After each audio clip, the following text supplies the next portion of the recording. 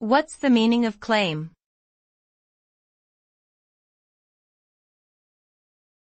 Claim.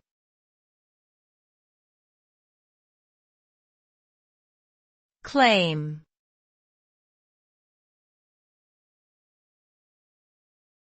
Claim.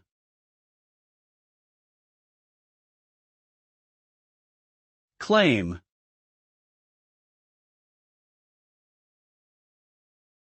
The word claim can be used as a noun or a verb. As a verb, it means to assert ownership or right to something, or to make a statement that is unsupported by evidence.